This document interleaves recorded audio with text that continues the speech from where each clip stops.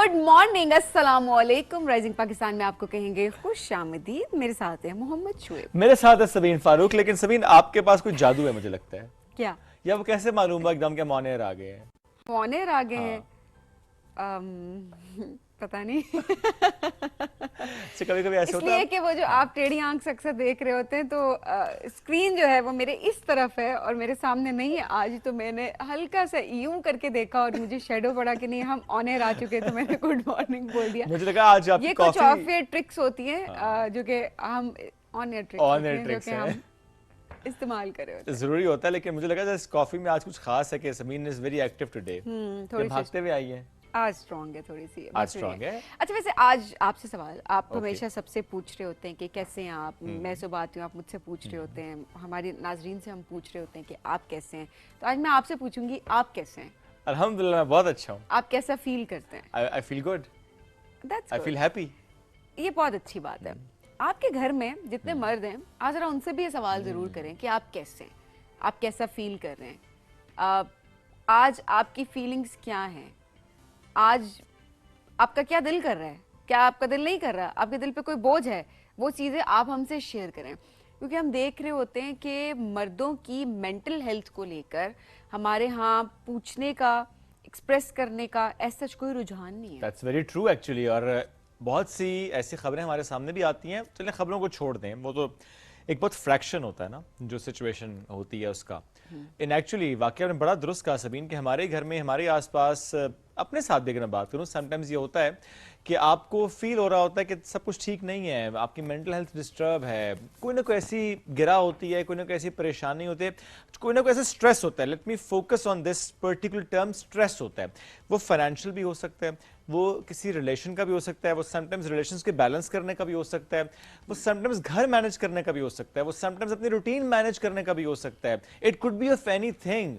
लेकिन वो स्ट्रेस हम क्यों डिस्कस नहीं करते, एक्सप्रेस क्यों नहीं करते? क्योंकि हमें बचपन से ही सिखाया गया ना, मर्द है, मर्द बनो। हाँ, मर्द बनो, ये तो टर्म इतनी ज्यादा होती है जी, मर्द बनो। अब ये वाकई बड़े सोचने की बात है कि हम अपने इर्द गिर्द आप देखें। अच्छा, आप हार्ट अटैक के रेट्स देखें, कार्डियक अरेस्ट, वो कितने ज्यादा होते हैं मर्दों में, उसका रुझान ज्यादा है एज कम्पेयर टू वुमेन। और ये वाकई रिसर्चेस सामने आई हैं। इट्स बिकॉज मर्द एक्सप्रेस नहीं कर रहे होते, सब कुछ अपने अंदर रख रहे होते हैं। And we don't talk about that, we don't talk to them about this. हम उनसे बात नहीं कर रहे होते इस बारे में। घर के अंदर तो बिल्कुल रुझान नहीं होता रोने का। मर्द अगर रो जाए तो वो तो कहते हैं अच्छा ये क्या तुमने हरकतें कर ली हैं। वैसे बड़ी बुरी टर्म इसके लिए इस्तेमाल की जा रही होती है, जो हमारे माइंड में जो एक मिसोजिनी भी चले एग्जिस्ट जरूर कर रही होती है। तो हम जो बात कर रहे होते हैं ना अक्सर के क्या औरतों की तरह रो रहे हो, क्या औरतों की तरह बातें कर रहे हो, क्या औरतों की तरह गिले कर रहे हो। मुझे स्पेशली भी इख्तिलाफ होता है कि ये जो टर्म हम यूज करते हैं, क्या इससे हम क्या साबित करना चाहते हैं कि औरत कमजोर है? क्या इससे हम साबित करते हैं कि वो जेंडर समहाउ कम है मेल से? आई मीन किसी भी मामले में किसी को भी जब हम इस तरह से टैग करे होते हैं ना कि अच्छा मर्द है तो उसके लिए हम यूज कर दें, अच्छा जी आप खातून की तरह ये काम कर रहे हैं, ये I mean that's very bad actually. But क्या औरतों की तरह ये कर रहे हो, ऐसे ये जुमलाबाजी, ये सारी चीजें हम अपने घरों में देख रहे होते हैं। और देखें, हम फिर ये कहते हैं कि हमारे बच्चे बड़े होकर औरतों की रिस्पेक्ट क्यों नहीं कर रहे। ये रीजन है, उसकी वजह ये है कि वो बचपन से उनकी ग्रूमिंग ऐसी हुई है। वो जब बड़े हो रहे हैं, वो अपने घर के अंदर ये माहौल देख रहे हैं, इस तरह के जुमले सुन रहे हैं, इस तरह की वो बातें सुनते आ रहे हैं। उसके बाद आगे आगे जैसे वो स्कूल जाते हैं, देन प्रोफेशनल लाइफ, तो वो कैसे औरत की इज्जत कर सकते हैं? वो औरत की इज्जत नहीं कर सकते। एनी हाउ, टॉपिक आज हमारा यही था कि आपने अपने घर के मर्दों से, वो आपके भाई हैं, आपके शौहर हैं, आपके घर में कोई भी है, आपने आज उनसे जरूर पूछना है कि आप आज कैसा फील करें, ताकि वो आपसे, अब ये नहीं कि वो कहें अच्छा हम ठीक हैं, आप कहें अच्छा ठीक है जी, बात फिर दोबारा पूछें। अगर वो कहे ना मैं ठीक हूँ, फिर पूछें उससे क्या वाकई ठीक हो। वो कहे मैं ठीक हूँ, आप उससे फिर पूछें, 3 4 5 6 दफा पूछें। क्योंकि सब ठीक नहीं होते, बता नहीं रहे होते, ज्यादातर बता नहीं रहे होते, एक्सप्रेस नहीं कर रहे होते। तो कोई कहे ठीक है तो ये नहीं कि ओके फाइन ऐसे नहीं करना। आपने बात करनी है, जो हम जिस ठीक है की बात करें वो आप सब समझ चुके हैं कि कौन सी ठीक है कि हम बात करें। तो आपने ये सवाल बहुत अच्छे से करना है और डीप कॉन्वर्सेशन में जाना है, सो दैट उनके पास एक स्पेस हो, एक मार्जिन हो कि वो अपनी बात को शेयर कर that to in an environment जहां पे वो एक्सप्रेस कर सके। ये नहीं कि बस आपने चलते फिरते पूछ लिया। नहीं, ऐसे नहीं कि टीवी लाउंज में बैठे हुए टीवी लगा हुआ, बल्कि सबके सामने हाँ भाई बताओ ठीक हो, सब ठीक चल रहा है, ऐसे नहीं करना। काम खराब हो जाता है वरना। अच्छा इसमें भी हो सकता है ना, आप पूछें आसपास वाले कहें कि तुम्हें क्या हो गया जो पूछ रहे हो या पूछ रही हो, यू नेवर नो ना, ऐसे भी हो जाता है। तो अगर कोई किसी से हाल पूछ रहे तो दूसरे जो आसपास के लोग हैं वो भी थोड़ा सा हौसला रखें, पूछने दें हाल चाल। बिल्कुल, बहुत जरूरी है। जाने जी, आज हमने सोचा कि मर्दों की मेंटल हेल्थ के हवाले से हम जरूर बात करें। ओपनिंग में ऐसे वाकयात पिछले कुछ दिनों में हमने देखे जो सामने आए, आए दिन सोशल मीडिया पे इसके बारे में कुछ ना कुछ आ जरूर रहा होता है। एंड देन मर्दों की तरफ से गिला भी होता है कि बात नहीं होती, जो कि बहुत वैलिड है कि वाकई बात नहीं होती है। तो हमने सोचा ज़रा इस डिस्कशन को हम शुरू करें। आपने हमें व्हाट्सएप करना है, आपने व्हाट्सएप करके बताना है कि क्या आप अपने इर्द गिर्द के जितने भी या मर्द आपस में क्या आप लोग एक्सप्रेस करते हैं अपनी फीलिंग्स, आप इस बारे में क्या सोचते हैं, मर्दों के मेंटल हेल्थ के हवाले से आप क्या सोचते हैं। तो आपने अपने नाम और शहर के साथ आज व्हाट्सएप करना है, मैसेज करें, हम शेयर करेंगे ड्यूरिंग द शो। बिल्कुल जी, हम अपनी टीम को भी बता दिए कि आज मैसेजेस जो है नोट डाउन करें, क्योंकि सब कह रहे होंगे कहते हैं शेयर नहीं कर रहे, कभी-कभी ऐसा होता है, कभी-कभी ऐसा होता है कि जाहिर हमारे टॉपिक्स इस तरह के होते हैं कि हम वक्त की कमी के बायस नहीं शेयर कर रहे होते, बट हम जरूर शेयर करेंगे। Towards the end of the show हम करेंगे इंशाल्लाह। अभी हम ब्रेक की तरफ बढ़ते हैं, ब्रेक से वापस आएंगे तो हमारे कुछ सेगमेंट्स जो कि हमने डिजाइन किया आज इस शो के लिए, तो वो देखने के लिए रहिए हमारे साथ। ये है राइजिंग पाकिस्तान।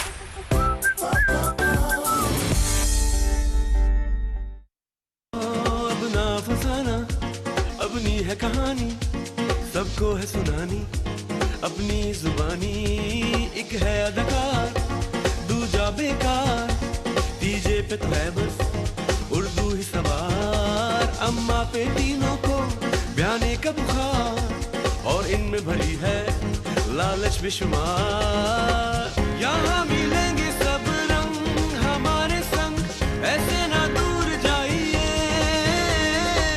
मिल गया एंटरटेनमेंट का खजाना, अब अंदर तशरीफ लाइए।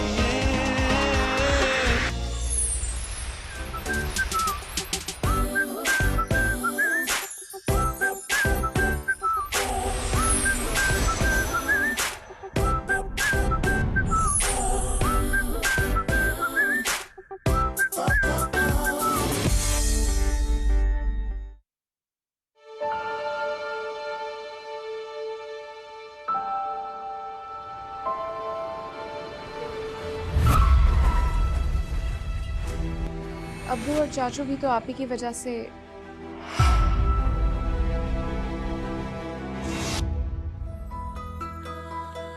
उसे अपने काम से बहुत इश्क, और आपको खतीजा से। शौकत तो शौकीन है। छोड़ बच्ची का हाथ। एक शर्त पे छोड़ दे कि तू मेरे साथ।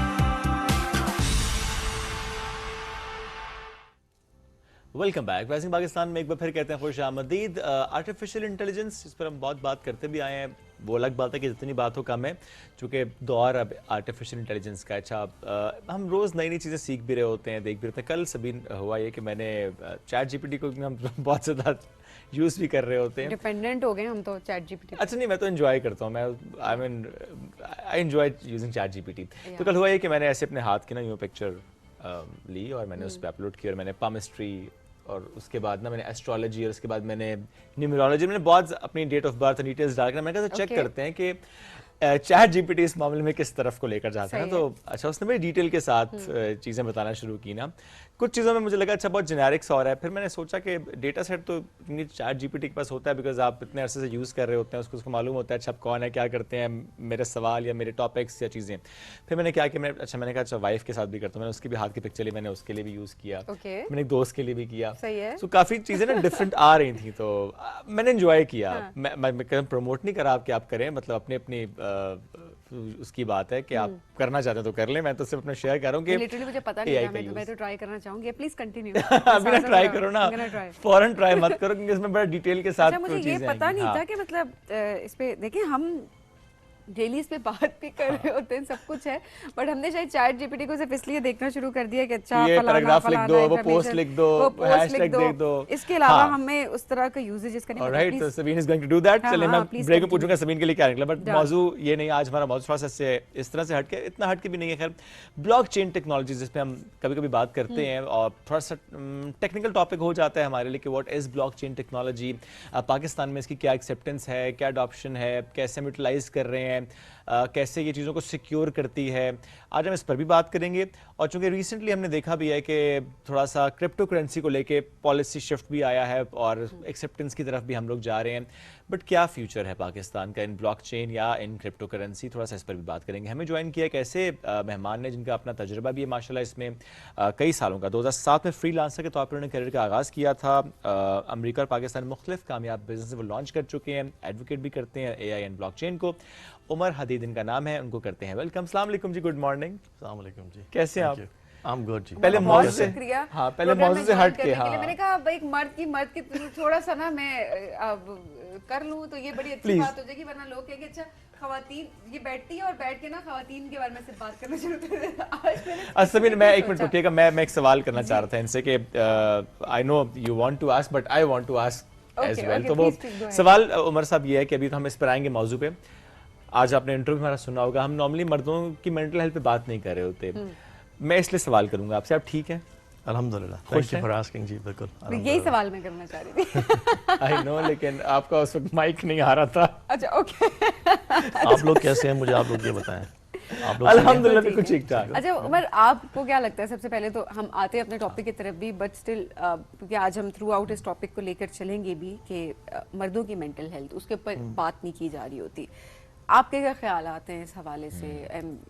बिकॉज जिस कम्युनिटी में आप रहते हैं, जिस जगह पर आप रहते हैं, क्योंकि सिर्फ पाकिस्तान के कॉन्टेक्स्ट में बात नहीं हो रही, बट ओवरऑल हम देखना चाह रहे हैं, क्या रुझान सिर्फ यहाँ नहीं है मर्दों की मेंटल हेल्थ के बारे में बात करना, या आपको ओवरऑल लगता है कि ग्लोबली बात नहीं की जा रही होती? देखें जी, इसके दो एंगल्स हैं। ऑफ कोर्स ग्लोबली भी इतनी बात नहीं होती, लेकिन कंपैरेटिवली हमारे माशरे से ज़्यादा होती है। हमारे आप जो सोशल कंस्ट्रक्ट है वो थोड़ा सा डिफरेंट है बाहर से। बाहर फिर आप थोड़े से इंडिपेंडेंट हैं। हमारे यहाँ मर्द से सारी सोसाइटी जुड़ी हुई है, पूरा घर का स्ट्रक्चर जुड़ा हुआ है, बेशक आप शादीशुदा हैं या नहीं भी शादीशुदा। सो बहुत सारे आपकी जिम्मेदारियाँ होती हैं एज यू ग्रो अप, और आपको यही इनकलकेट किया जाता है कि आप ही ने करना है, आप ना कुछ बन सके तो पीछे कुछ भी नहीं होगा। सो ऑफ कोर्स वो it comes with its part and parcel, right. एक आप मर्द हैं, आपने बनाया है, you are suppose to be provider and protector, right. That's a very natural god given instinct जो इननेट है इंसान के अंदर।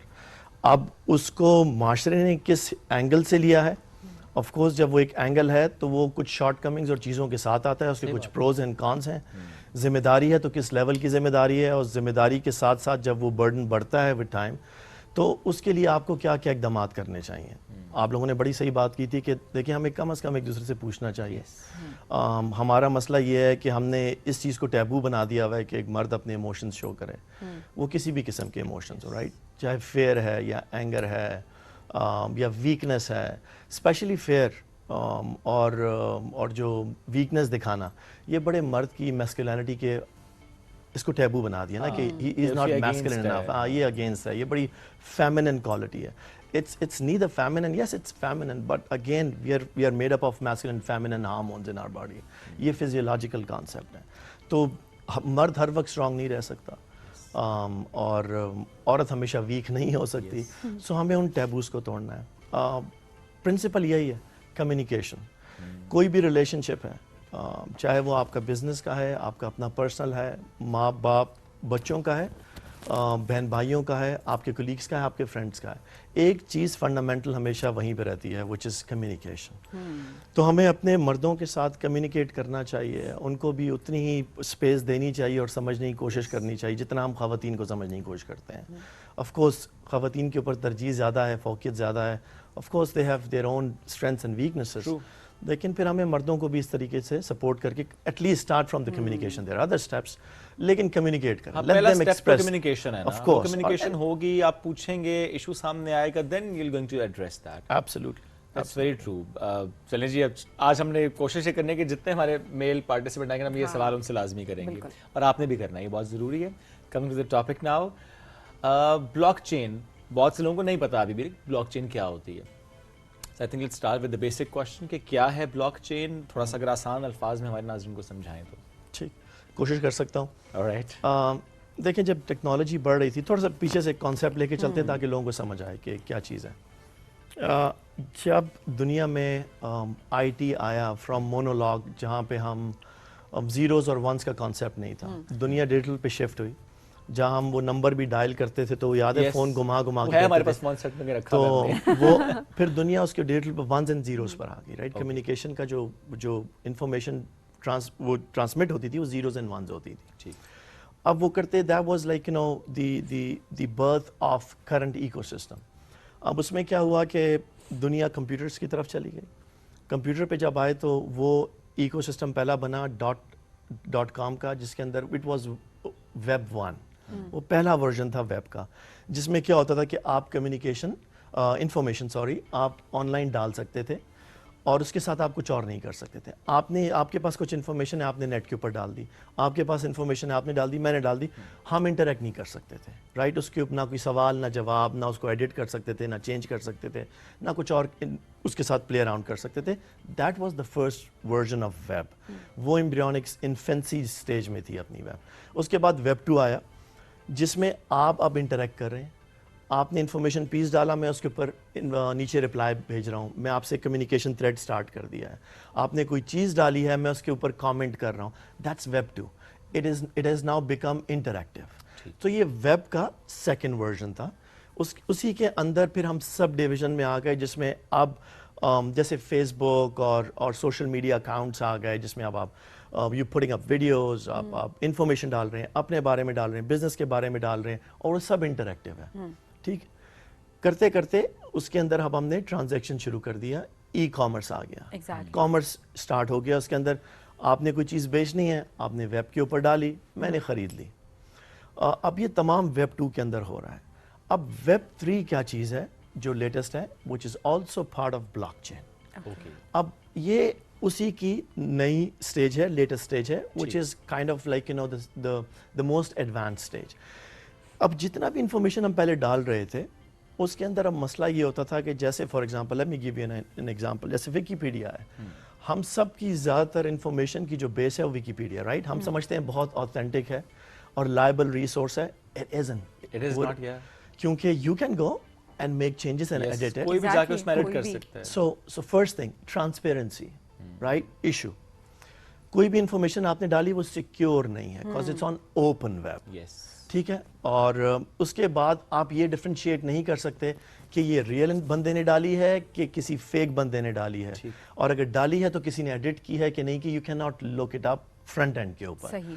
तो सिक्योरिटी, ट्रांसपेरेंसी और ये इंफॉर्मेशन का मर्ज होना, ये सबसे बड़ी शॉर्ट कमिंग्स थी इस टेक्नोलॉजी के, वेब 2 के। वेब 3 ने ये चीज़ें सॉल्व कर दी। ये मैं सिंपल डेफिनेशन दे सकता हूँ। जो भी लेजर टेक्निकल हो जाए, कोई भी इंफॉर्मेशन पीस या कोई भी डाटा जो आप ऑनलाइन डाल रहे हैं, ब्लॉकचेन आपको उसको बहुत ट्रांसपेरेंट तरीके से रखता है। क्यों? और सिक्योर रखता है। क्यों? क्योंकि ना आप वो रिक्रिएट कर सकते हैं, ना वो आप डिस्ट्रॉय कर सकते, इट्स इम्यूटेबल, और ना वो दोबारा रेप्लिकेट हो सकता है। लेकिन वो इनिशियली ही गलत भी तो हो सकता है। अब अगर गलत हो गया है तो you can always go back and look किसने डाला, कब डाला और क्यों गलत डाला। क्योंकि उसका काउंटर आ सकता है ना। अभी तो आप ये नहीं कर सकते कि मैंने किया था, नहीं किया था, फेक न्यूज़ है, नहीं है। सो जिसने डाली है वो पता चल जाएगा, कब डाली है ये पता चल जाएगा, कहाँ से डाली है पता चल जाएगा। fix it you cannot fix You it. cannot fix it, You but you can get to know कि अच्छा पीछे Exactly. कौन था. So देखिए इसमें रेप्लिकेशन अच्छा खत्म हो गई. जिसने ऐड कर ली इंफॉर्मेशन वो तो चेंजेस ला सकता होगा। नहीं, वो भी नहीं ला वो सकता। भी नहीं ला सकता। एक दफा इंफॉर्मेशन चली गई तो वो वाला डेटा वो एज इट इज है। Absolutely. ओके वो सही है या गलत है, व्हाट वो है। Technology is this. देखिए जो पहले टेक्नोलॉजी थी इट वाज ऑल सेंट्रलाइज्ड. ठीक है ना, हर चीज जैसे बैंकिंग सिस्टम है it's all centralised. It's not. Main bank से शुरू होता है जो स्टेट बैंक है फॉर एग्जांपल, उसके साथ बाकी तमाम चीजें लिंक्ड हैं. ठीक है। कोई भी चीज चेंज होगी तो वो सेंट्रल पे जाएगी और फिर वहां से वापस लेगी सही। इनकम. इसी तरह डाटा भी था online. This is decentralized technology. That's the beauty of it. इसमें क्या करता है कि बहुत सारे जैसे कंप्यूटर्स हैं या बहुत सारी डेटा प्लेसेस हैं, वहां पे उनकी कॉपीज चली जाती हैं. अगर आप चेंज करना भी चाहें तो बाकियों के पास चेंज नहीं होगा. So you gonna get caught. Okay. अगर आप Right. डिस्ट्रॉय भी कर दें फॉर सम ऑड रीजन, बाकी कॉपीज डिस्ट्रॉय नहीं होंगी तो यू गोना गेट कॉट. सो जो वैसे लोग पहले कहते थे कि कोई इन्फॉर्मेशन पीस डाली और गलत इन्फॉर्मेशन डाली और बाद में एडिट कर दी और कहते हैं मैंने तो कभी किया नहीं या किया था तो ये हो गया. हाँ। You can not give those excuses. कोई ओरिजिनल चीज आप बेच रहे हैं और आपको कोई वो ओरिजिनल चीज फेक करके बेच देता है, ब्लॉकचेन उसको रोकता है. So it's transparent, it's decentralized and it's secured. Alright.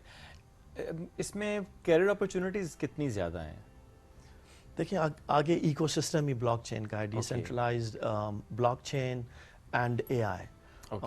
और जो नेक्स्ट स्टेज ऑफ एआई और ब्लॉकचेन है वो यही है जो हमारी ज़िंदगी. और देखिए जब ब्लॉकचेन आया ना तो सबसे पहले अपनी बड़ी बेसिक शेप में आया जिसको सब लोग समझते हैं कि crypto currencies Yes. Is blockchain. Crypto currency is part of blockchain. Okay.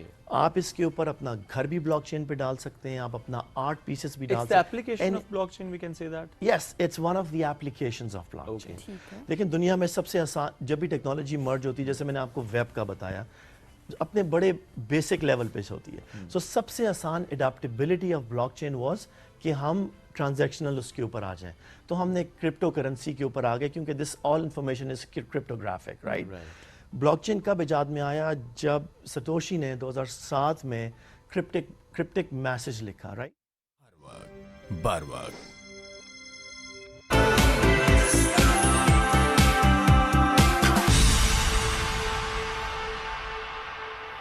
Welcome back ji. Rising Pakistan में आपको कहेंगे खुश आमदीद.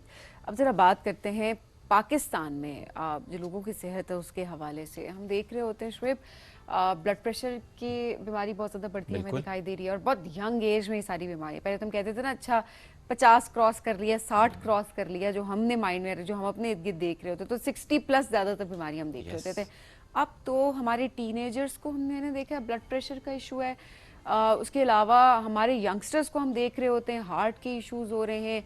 यंग लोगों को हम हार्ट अटैक होते देख रहे होते हैं. सो ये बड़ी एक अलार्मिंग चीज़ है कि क्या इसके बारे में बात ज़्यादा नहीं हो रही? क्या हमारे नौजवानों को या हमारे लोगों को इस बारे में अवेयरनेस नहीं दी जा रही है, या लोग अपनी सेहत का ख्याल रखना उन्होंने बिल्कुल छोड़ दिया है? बिकॉज हम शुगर की बीमारी की अगर बात करें तो डायबिटीज़ कितनी ज़्यादा पाकिस्तान में बढ़ गई है और ये शरह कम होती हमें दिखाई नहीं दे रही है, शरह हर साल हमें बढ़ती हुई दिखाई दे रही है. तो आज ज़रा बात करेंगे कि हार्ट के जो इश्यूज़ हैं ये क्यों होते हैं. क्या हम ख्याल नहीं रखते? अगर हमारा लाइफस्टाइल ऐसा होता है तो हमें ये पता होता है जब हमने नौकरी में जाना है हम बीमार ना हो जाएं, लेकिन हमारा जो आहिस्ता आहिस्ता करके जिन चीज़ों जो हमारी रूटीन होती है, जो हमारी हैबिट्स होती है, वो हमें किस तरह से हार्ट के इश्यूज़ की तरफ ले जा रही होती है. आज ज़रा बात करने की कोशिश करेंगे कि किन किन चीज़ों को हम अवॉइड कर सकते हैं, किस तरह से हम बेहतरी लेकर आ सकते हैं, किस तरह से हम अपने हेल्थ सिस्टम को भी इम्प्रूव कर सकते हैं, सो दैट अवेयरनेस किसी तरह से स्प्रेड हो सके, लोगों को बताया जा सके कि आपकी हार्ट हेल्थ कितनी इंपॉर्टेंट है. या अदरवाइज भी समय डिजीज बर्डन जो पाकिस्तान में इस वक्त है, जो हमारे हेल्थ सिस्टम पे इस वक्त दबाव है. दबाव की बात इसलिए भी हम करते हैं और कई सालों से हम करते आ रहे हैं. जब हमने कोविड एक्सपीरियंस किया तो उस वक्त हमें अंदाज़ा हुआ था कि हमारा हेल्थ सिस्टम की कैपेसिटी कैपेबिलिटी क्या है. कि ऐसी कोई भी वबा जब फूट पड़े तो फिर सिस्टम बताता है आपको कि वो उसमें गुंजाइश कितनी है. सो जो हेल्थ सिस्टम पर दबाव होता है इसको कम करने के लिए हम क्या करें? ठीक है, एक तो बात है ना कि अच्छा आपको बीमारी हुई, आप डायग्नोसिस की तरफ गए, आप उसके इलाज की तरफ गए, लेकिन हम अदरवाइज बर्डन कम करने के लिए क्या करें? बिकॉज इकॉनमी पे भी बर्डन है. इस मौजू पे आज हम बात भी करेंगे और स्पेसिफिकली जब हम हेल्थ की बात करते हैं और हम कुछ बीमारियों का जिक्र करते हैं, इसमें कुछ बीमारियाँ ऐसे हैं जिसका इलाज बहुत महंगा होता है, बहुत से लोग अफोर्ड नहीं कर पा रहे होते. ज़ाहिर गवर्नमेंट के हॉस्पिटल्स में भी एक उसका लिमिट होती दबाव है, बढ़ जाता है एक उसका। exactly कैपेसिटी है। बिल्कुल। तो आज इस मौजूद पर बात करेंगे, हमें ज्वाइन किया है सनारा घुमन साहब ने, आप डायरेक्टर हैं Pakistan national heart association AFIC में। उनको हम वेलकम करते हैं इस शो में। अस्सलाम वालेकुम जी, कैसे हैं आप? वालेकुम सलाम सर बहुत शुक्रिया। आप मौजूद से हटके एक सवाल सर, आज चूँकि हमने प्रोग्राम का आगाज़ भी किया कि हम मर्दों से ये सवाल नहीं पूछते कि आप कैसे हैं, आप ठीक हैं, मेंटल स्ट्रेस तो कोई नहीं है, कोई एंग्जाइटी, कोई डिप्रेशन तो नहीं, इसलिए हम ये सवाल आपसे भी करेंगे। आप ठीक हैं सर? कुछ आई एम ग्लैड कि देखें आपने ऑनेस्टली उसको कहा, आपने एक्सप्रेस किया है कि क्योंकि हमेशा होता है जी। आप ये भी पूछेंगे कि वजह, हम पूछना चाहेंगे, वजह पूछना चाहेंगे। मुझे अल्लाह के फजल से शुक्र अल्हम्दुलिल्लाह मुझे पर्सनली कोई प्रॉब्लम नहीं है। मैं मखलूक खुदा के लिए हर वक्त परेशान रहता हूँ और टेंशन में रहता हूँ और स्ट्रेस में रहता हूँ कि कैसे बचाया जाए इनको, जो है ना, इनकी तकलीफ़ को कैसे कम किया जाए। ये वजह है मेरी स्ट्रेस की। देखेंगे आप, ये स्ट्रेस भी है, लेकिन आप उस स्ट्रेस को देखें कि उसकी रीज़न क्या है कि लोगों को बचाना है, मुश्किलात से निकालना है, कि बीमारियों से उनको निकालने की कोशिश करनी है। अगर कोई ऐसा परेशान है किसी बीमारी को लेकर तो उसको सपोर्ट करना है, हेल्प आउट करना है। इट्स वेरी नाइस जी। ये तो अच्छा, ये stress it's a healthy stress, I must say that. ये तो आपको बड़ा फोकस्ड रखता है। नहीं, I think this stress is good, क्योंकि जब ये वाला स्ट्रेस आप लेते हैं, फॉर एग्जांपल सबीर, मैं कहता हूँ जब आप काम का थोड़ा स्ट्रेस लेते हैं ना कि अच्छा मुझे ये काम अच्छे तरीके से करना, तो आप बाकी थोड़ा बेहतर करते हैं। हाँ, बहुत ज़्यादा स्ट्रेस ना लें, लेकिन थोड़ा सा ले लें, फिक्र जरूर रखें। हाँ, एक गोल सेट करें। मुझे इसके लिए जो है ना वो इतना ज़्यादा स्ट्रेस होता है कि मैं सारी चीज़ें भूल जाता हूँ, सारी चीज़ें भूल जाता हूँ। अगर मेरे पास कोई प्रॉब्लम आता है या कोई चीज़ आती है, प्रॉब्लम मेरे सामने को होता है, तो मैं सारी चीज़ें भूल जाता हूँ, सिर्फ उसकी तरफ फोकस। और फिर मुझे कोई टाइम का भी पता नहीं होता कि दिन है या रात है, बस आप लग जाते हैं उस काम पे।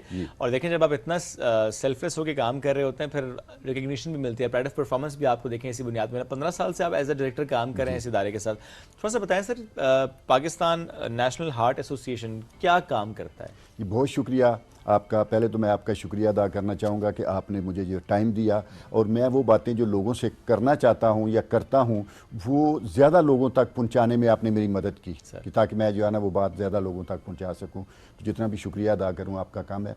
पाकिस्तान नेशनल हार्ट एसोसिएशन एक अदारा है जो पिछले 40 साल से ये प्रेसिडेंशियल आर्डर से arm forces institute of cardiology में बना था।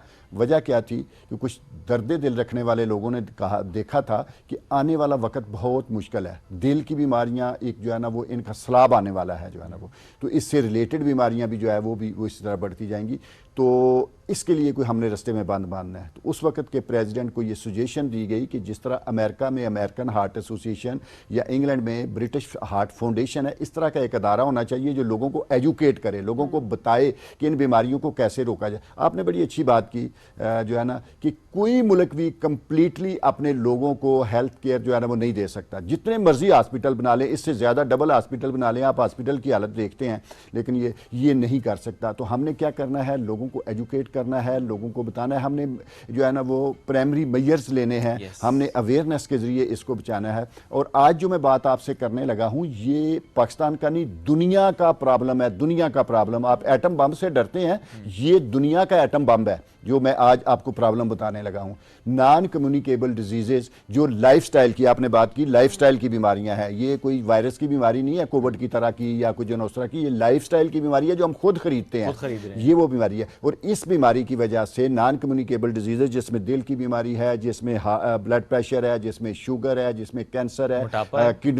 किडनी है, ये 4-5 बीमारियां, इनको हम कहते हैं नॉन कम्युनिकेबल डिजीजेज के। ये वो डिजीजेज हैं जो हमारे लाइफस्टाइल से हम खुद खरीदते हैं, इनको जो है ना खुद खरीद के लाते। इनका बर्डन पता है दुनिया में कितना है? बहुत ज्यादा, 60%। पिछला एक सर्वे था, लेकिन अभी 70% तक पहुंच गया। 60 से 70% डेथ।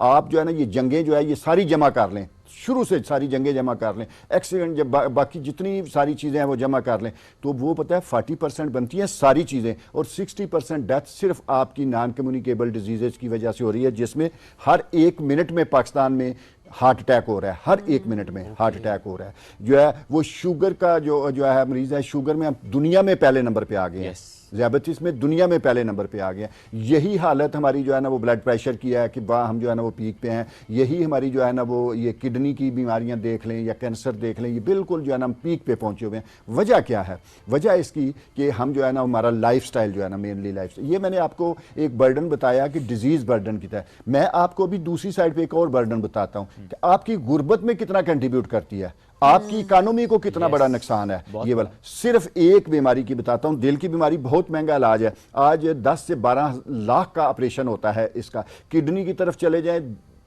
रुल जाते हैं लोग, कैंसर हो गया, खानदान ही रुल गया जो है ना वो। ये बाकी सारी, सिर्फ मैं आपको शुगर की बीमारी की बताऊं, बर्डन है अपना आपका कितना जो है ना इकोनॉमिक्स बर्डन है, कि सिर्फ शुगर की बीमारी की जो मेडिसिन आप मंगवाते हैं वो 2.7 बिलियन अमेरिकन डॉलर की हर साल आप मेडिसिन लेते हैं। ये पता है ये किस्त कितनी, आप पढ़े लिखे लोग हैं, अवेयर हैं, ये पता है कितनी अमाउंट बनती है? ये जो IMF से ले रहे हैं उससे डबल है। जो IMF से किस्त ले रहे हैं उससे डबल है ये 2.7 बिलियन। मतलब ये कि अगर आप IMF से किस्त लेके सिर्फ शुगर की बीमारी नहीं खरीद सकते, शुगर की दवाई नहीं खरीद सकते, 2 IMF से किस्तें लें तो फिर शुगर की आपको दवाई। इसी तरह अगर आपने देना है तो वर्ल्ड बैंक के पास जाएं जी, दिल के लिए दे दें हमें दवाइयाँ, किसी और मुल्क के पास जाएं जी, किडनी के लिए दे दें। आप दुनिया से मांगते रहें और ये जो है ना मांग मांग के कर्जे लाते रहें, और जो लोन है वो हमने जो है ना वो फिर जो है वो इसके साथ इंटरेस्ट के साथ वापस भी करना है। इकोनॉमिक्स पे बहुत ज्यादा इसका इम्पैक्ट है। मैं सर आऊंगा कि इस पे अवेयरनेस पे फिर हम लोग क्या करें, बिकॉज अवेयरनेस बहुत इंपॉर्टेंट है। जब लोगों को हम आगाही देंगे, उनका लाइफस्टाइल मॉडिफिकेशन की तरफ जाएंगे तो ही इसका बर्डन कम होगा। What are we doing? मैं इससे आगे की बात आपको करता हूं। जो 2 पाकिस्तान नेशनल हार्ट एसोसिएशन इस वक्त 2 काम कर कहते हैं कि लेसन लर्न होता है, दुनिया से बंदा सीखता है। मैं एक इंटरनेशनल कॉन्फ्रेंस में गया, वहां से मैं सीख के आया कि हम 40 साल से लोगों को आगाही दे रहे हैं, अवेयरनेस, लेकिन अवेयरनेस बड़ा स्लो प्रोसेस है और ये वॉलंटियर जॉब है कि आपकी बात कोई मानता है। एक सिगरेट पीने वाले को समझाएंगे, वो कहेगा जी ये तो बिल्कुल जहर है, मैं अपने बच्चों को नजदीक नहीं आने दूंगा, किसी को भी लोगों को लेक्चर दे, लेकिन खुद नहीं छोड़ेगा। उसको पता है ये जहर है, नहीं छोड़ेगा। मैं मिसाल दिया करता हूं कि मोटरवे के ऊपर आप खड़े हो जाएं, एक पंफलेट तकसीम करें लोगों को कि यार आपके लिए खतरनाक है, आपने सीट बेल्ट बांधना है, लेकिन आधे से ज्यादा आपका वो पंफलेट देखेंगे नहीं, पीछे रख देंगे या उधर ही फेंक देंगे। कुछ जो पढ़ेंगे वो भी कोई अमल नहीं करेंगे, जितने पढ़ लेंगे वो भी हो सकता है कि जो है ना ये कोई 2, 4, 5, 6% आपकी बात सुन ले। ये बड़ा स्लो प्रोसेस है। और दूसरा है कि वॉलंटियर जो होता है ना, वो आपकी मर्जी है कि आप मानते हैं कि नहीं मानते। इसका जो हमने दुनिया से सीखा, या मैंने कहा कि वर्ल्ड प्रैक्टिसेस जो हैं वो जो है ना जब अपना लेसन लर्न होता है वो ये होता है कि एक पॉलिसी ऑप्शन होता है। पॉलिसी अगर उसके ऊपर बना दें तो वो एक तो इमीडिएट पहुंचती है हर जगह। आप अवेयरनेस कितने लोगों, मैं अगर मोटरवे पे खड़े हो जाए तो कितने लोगों तक मेरी बात पहुंचेगी? अगर आप एक पॉलिसी बना देते हैं, फॉर एग्जांपल आप कहते हैं जी कि जो सीट बेल्ट नहीं बांधेगा उसको 1000 रुपया जुर्माना होगा, एवरीबॉडी शुड जो है ना वो वेयर द सीट बेल्ट जो है ना, ठीक है, पॉलिसी ऑप्शन। तो हम जो है वो अभी दूसरा काम जो ये कर रहे हैं, हम अपने पॉलिसी मेकर्स के साथ, अपनी गवर्नमेंट के साथ मिलके, अपने जो है ना वो पार्लियामेंटेरियन के साथ मिलके उनको भी सेंसिटाइज करते हैं कि दुनिया ने क्या किया, दुनिया ने इसको रोकने के लिए क्या किया, और ये बहुत बड़ा बर्डन है जो दिन ब दिन बढ़ता जा रहा है। क्या किया दुनिया ने इसके जी मैं बताता हूं, दुनिया की बात भी करता हूं, लेकिन मैं पाकिस्तान की जो है ना एक और बात बता दूं कि एक तो ये है कि हमने लोगों को, दूसरा एक इंटरनेशनल TT की है पाकिस्तान गवर्नमेंट ने, एक इंटरनेशनल मुआहदा है कि 2030 तक इसका हम बर्डन रिड्यूस करेंगे, 1/3 बर्डन रिड्यूस करेंगे। ये इंटरनेशनल TT है, सस्टेनेबल डेवलपमेंट गोल, जिसकी शेख 3 ये कहती है कि आपने 1/3 इसको कम करना है 2030 तक। लेकिन मैं प्रॉब्लम बताऊं, 2022 में 21 का जो सर्वे था वर्ल्ड हेल्थ ऑर्गेनाइजेशन का, उसमें था कि 2200 लोग रोजाना आपके इसकी वजह से मार रहे हैं, नॉन कम्युनिकेबल डिजीज। अभी जो 25 का सर्वे आया है वो 2400 हो गए हैं, तकरीबन 2400 हो गए हैं। कम होने की बजाय ये मजीद बढ़ते जा रहे हैं, ऊपर की तरफ जा रहे हैं। तो हमें ज्यादा फोकस करने की इसकी तरफ जरूरत है कि इसको ज्यादा फोकस किया जाए। हम कर क्या रहे हैं जी? अभी मैं जो है ना आपको बताता हूं कि पॉलिसी ऑप्शंस क्या हैं। पॉलिसी ऑप्शंस ये हैं, पहले तो इसकी वजह देख लेंगे। वजह इसकी क्या है? वजह इसकी जो है वो सबसे बड़ी वजह हमारी जो है वो ये हमारी जो है अनहेल्दी डाइट है, जो हम खाते, मैंने कहा लाइफस्टाइल की बीमारी है, खुद खरीदते हैं, पैसे दे के ये बीमारियां हम खरीदते हैं। हम जो है ये जो हमारा आजकल का जो है वो खाना जो है, ये सबसे ज्यादा वजह है इस नॉन कम्युनिकेबल डिजीजेस की। अगर इस एक को रोक लें तो हम काफी सारी बीमारियां रोक सकते हैं। ये पॉलिसी तो हम नहीं बना सकते ना कि आप घर में गंदम की रोटी ना खाएं और आप चीनी ना खाएं, ये पॉलिसी नहीं बन सकती। ये तो ग्लोबली अगर देखें, मैं आपको बताता हूं, मैं अनहेल्दी डाइट की जब बात कर रहा हूं तो अनहेल्दी डाइट क्या है? अनहेल्दी डाइट है कि WHO कहता है कि जी आप एक तंदुरुस्त आदमी जो है वो 5 ग्राम से ज्यादा नमक नहीं लेगा। WHO की रिकमेंडेशन है। पाकिस्तानी पता है सर्वे जो पाकिस्तानी हुआ है, पाकिस्तानी कितने 10 ग्राम नमक हम लेते हैं। लेकिन इस हवाले से पॉलिसी कैसे बने? जी मैं बताता हूं, 10 ग्राम नमक लेते हैं। चीनी की रिकमेंडेशन है कि एक तंदुरुस्त आदमी, और यानी 25 ग्राम चीनी उससे ज्यादा अगर लेगा तो वो जहर है। 25 ग्राम चीनी पता कितनी बनती है? 5 टीस्पून। और वो भी साफ करके 5 teaspoon. Pakistani as a Pakistani हम कितनी चीनी ले, 80 ग्राम चीनी, 25 की बजाय हम 80 ग्राम चीनी ले रहे हैं, ठीक है। और फिर ऑयल की तरफ आ जाते हैं, ट्रांस फैट के जो अपना फैट की तरफ आ जाते हैं, वो कितना हम लेते हैं। रिकमेंडेशन है WHO की कि एक तंदुरुस्त आदमी को 1 साल में 7 किलो से ज़्यादा घी नहीं लेना चाहिए या चकनाई नहीं लेनी चाहिए। पाकिस्तानी पता है कितना लेते हैं? 27 किलो। ये आता कहां से है? आता कहां से है? ये अनहेल्दी डाइट जो ये बाजारी खाने हैं, हमारे प्रोसेस्ड फूड है, यहां से आता है। घरों में ये चीजें नहीं बनती। आप गंदम की रोटी को आप जो है ना पराठा भी बना ले, कितना घी लगाएंगे उसको?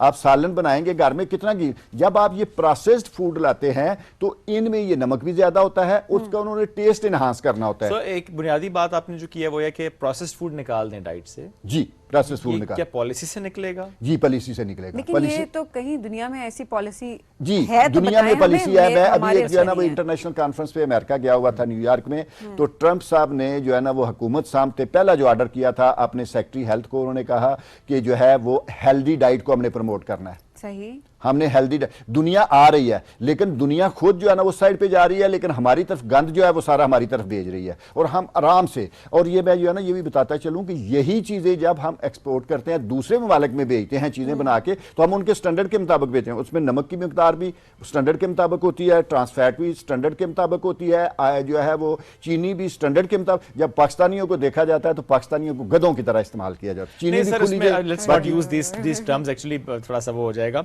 लेकिन इसमें ये बड़ा इंपॉर्टेंट है कि जो पॉलिसी की बात आप कर रहे हैं सर, हमारी एक रिक्वायरमेंट तो ऐसी है ना, आप अपने घरों में देख लें, आप हम अपने बुजुर्गों को नहीं समझा सकते आज तक कि अच्छा ये खाएं और ये ना खाएं, या अगर आपको तो मुझे लगता है कि अपनी जिम्मेदारी भी तो है ना, सेहत तो अपनी जिम्मेदारी। मैंने कहा कि अपनी बिल्कुल आपकी अपनी जिम्मेदारी है, आपकी अपनी जिम्मेदारी है। लेकिन मैंने कहा जब वॉलंटियर आपके ऊपर होगा तो फिर आपकी मर्जी है कि यार कोई बात नहीं, चलो खा लेते हैं, कोई बात नहीं, कर लेते हैं। जब एक पाबंदी होगी कि 1000 रुपया जुर्माना हो, तो फिर आपने सीट बेल्ट लाजमी बांधना है। दैट मींस कि सिर्फ अगर हम प्रोसेस्ड फूड पे ये इंप्लीमेंटेशन कर दे कि अच्छा ये स्टैंडर्ड्स हैं जो कि होने चाहिए, तो मसला हल हो जाएगा। जी, हल हो जाएगा। ये दुनिया ने किया है। दुनिया ने जो पॉलिसी ऑप्शन दिए हैं, दुनिया ने पॉलिसी ऑप्शन जो दिए हैं, उन्होंने कहा है जी कि अगर इनके ऊपर पॉलिसी आ जाए तो बहुत सारी बीमारियां आपकी कम हो जाएंगी। बहुत सारी पॉलिसी क्या है कि इसको हमने रिफॉर्म करना है towards balance diet, healthy diet. आप नमक की मकदार कम कर दें, आप ऑयल कम कर दें, आप चीनी कम कर दें, कम करें अगर आपने चीजें बनानी भी है तो। अदरवाइज तो ज्यादा तो ये है कि आप नेचुरल खुराक जो घरों में बनती है वो खुराक खाएं, अपनी घरों में खुराक बना के खाएं, जो है ना वो इसको चीजें जो है वो स्टैंडर्ड के मुताबिक होनी चाहिए। हर चीज की मिकदार उसके अंदर बराबर हो, और उस पे क्वालिटी चेक बहुत इंपॉर्टेंट है। क्वालिटी चेक गवर्नमेंट की तरफ से होना चाहिए। ठीक है, आपकी प्रोसेस फूड भी बनी है, लेकिन गवर्नमेंट का क्वालिटी चेक होना चाहिए कि स्टैंडर्ड के मुताबिक है कि नहीं है। इंपॉर्टेंट पॉइंट है। हाँ, ये अच्छी सजेशन भी है। और ये ज़ाहिर है आई थिंक जो इंपोर्ट भी कर रहे हैं, वो चाहे प्राइवेट सेक्टर भी कर रहा हो, ये मत देखेंगे अच्छा इसमें प्रॉफिट मार्जिन कितना, आप ये देखेंगे उसका हेल्थ पे कितना असर पड़ेगा। क्योंकि ज़ाहिर है जो चीज़ें प्रोसेस्ड हम ला भी रहे होते हैं, या जो यहाँ पे मैन्युफैक्चर भी हो रही है, जिनकी प्रोडक्शन भी हो रही है, वो बनाते हुए भी हमें as a responsible citizen, as a responsible human हमें ये करना चाहिए कि अच्छा, एट द सेम टाइम खुद अपनी रिस्पॉन्सिबिलिटी तो लेना, अपनी हेल्थ की रिस्पॉन्सिबिलिटी तो हमारे ऊपर सबसे पहले आती है। वो ये है कि नहीं अवेलेबल मत खाएं, घर का खाना खाएं। जिस तरह से सर अभी जिक्र भी कर रहे थे कि घर का खाना वो सबसे अच्छा होता है, लेकिन उसके अंदर भी ये नहीं कि इतने घी लगा के पराठे खाए जा रहे हैं और सारी चीजें। अपनी एक अच्छी डाइट रखें, so that again important factor के प्रोसेस फूड को निकालना। सर बहुत शुक्रिया, वक्त मुख्तसर था, कुछ बातें पॉलिसी ऑप्शन आपने पूछी, प्लीज। पॉलिसी ऑप्शन क्या है? दुनिया ने कहा है कि वो चीजें जो दुनिया से जो लोगों की पहुंच से दूर करनी है, उनके ऊपर टैक्स बढ़ा दें, उनको महंगा कर दें। WHO की रिकमेंडेशन है कि अगर 10% टैक्स बढ़ाएं तो 8% तक कंजम्पशन कम हो जाती है। तो वो चीजें जो गैर जरूरी है, पॉलिसी ऑप्शन ये है कि उनके ऊपर टैक्स बढ़ाए, लोगों को डिस्करेज किया जाए उसकी तरफ जाने की बजाय, जो है ना। दूसरा पॉलिसी ऑप्शन ये है कि इनके ऊपर वार्निंग साइन, जैसे तंबाकू की डब्बी के ऊपर है इनके वार्निंग साइन, अगर नमक है ज्यादा तो वार्निंग साइन होना चाहिए कि नमक सॉफ्ट ड्रिंक्स के ऊपर भी लगाएंगे जहर है। जी बिल्कुल। हाँ, जो है ना ये इसके ऊपर अगर चीनी ज्यादा है तो चीनी मैली में उसके ऊपर जहर है, ये लगाएं, घी वाली में लगाएं। ये पॉलिसी ऑप्शन है दूसरा। तीसरा पॉलिसी ऑप्शन है कि हम अपने जो अवेयरनेस की बात कर रहे हैं, अपने बच्चों से स्टार्ट करें, स्कूल और कॉलेजेस से स्टार्ट करें, और यहाँ की कंटीन जो है इनसे हेल्दी डाइट को प्रमोट करें और अनहेल्दी डाइट को जो है ना वो स्टॉप। और ये स्कूल वाले खुद कर सकते हैं, और ये हम एज अ पेरेंट, और इसके ऊपर पॉलिसीज भी हैं, पॉलिसीज बन गई हैं, और इंप्लीमेंटेशन भी हो रही है, बट हाँ उस पर ज्यादा इंप्लीमेंटेशन होनी चाहिए। Very valuable suggestions I must say sir. बहुत अच्छा, मैं एक जो है ना हेल्थ मिनिस्ट्री, सारी आपका आवाज है, हेल्थ मिनिस्ट्री को अप्रिशिएट करूंगा कि जब हम मिनिस्ट्री को या इनके साथ जो है ना वो काम करते हैं, उनको करते हैं तो लोगों को समझ आती है। हेल्थ मिनिस्ट्री ने बड़ी जबरदस्त किस्म की प्रपोजल दी है इस दफा गवर्नमेंट को बजट के लिए कि जी आप इनके ऊपर टैक्स बढ़ा दें। ये चीजें जो हैं इनके ऊपर हेल्थ मिनिस्ट्री गवर्नमेंट की अपनी है और उनको पता है कि हमने वो 2030 का गोल भी जो है ना अचीव करना है, तो उन्होंने कहा जी इनके ऊपर टैक्स बढ़ा दें, तो इनके ऊपर। लेकिन बदकिस्मती सारी चीजों के ऊपर टैक्स बढ़ता है, ये गैर जरूरी चीजों के ऊपर टैक्स नहीं बढ़ता। चलिए आपकी तरफ से सजेशन से, और जाहिर सी बात है ये अच्छे के लिए, सबके लिए, कि अगर ये हो जाए तो बहुत अच्छा होता है। बट देन अगेन बहुत सारी चीज़ें हुकूमत को भी देखनी होती है और उनके मुताबिक उस पर फैसला भी किए जा रहे होते हैं। सो वो चीज़ें भी हमें माइंड में रखनी है। ठीक है, पॉलिसीज भी बन जाएंगी, ये सारी सजेशंस अपनी जगह पे, but at the same time अपनी सेहत का ख्याल आपने खुद रखना है। हम अपने जिम्मेदार सबसे पहले खुद हैं, एंड देन हम कोई भी सेकंड या थर्ड पर्सन है, हम उसको ब्लेम भी कर सकते हैं या उससे एक्सपेक्ट भी कर सकते हैं। सो बहुत शुक्रिया प्रोग्राम में ज्वाइन करने के लिए। नाज़रीन, हम बढ़ेंगे एक ब्रेक की जानिब, स्टे विद अस।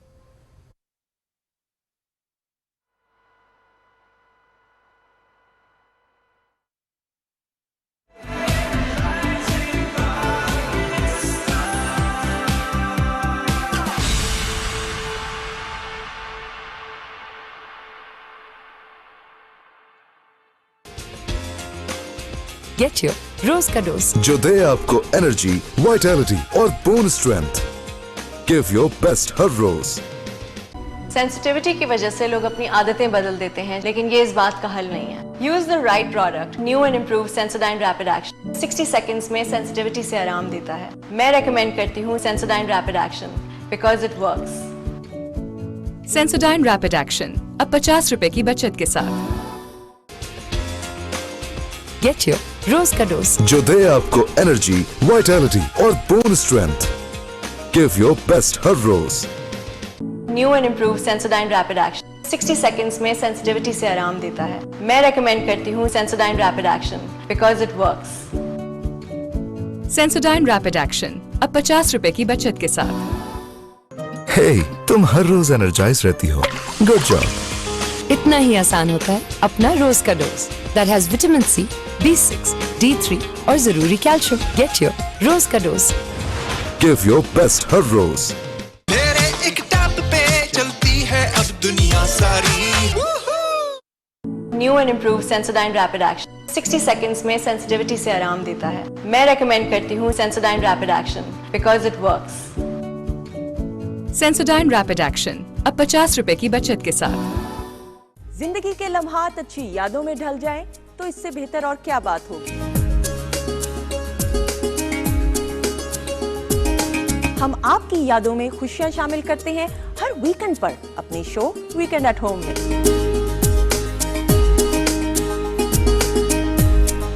इसमें आपको सितारों की चाल से लेकर हेल्थ टिप्स, मजेदार पकवानों की रेसिपी और दीगर मुफीद मालूमात भी फराहम की जाती है। और आपकी मुलाकात कराई जाती है नामवर स्टार्स से।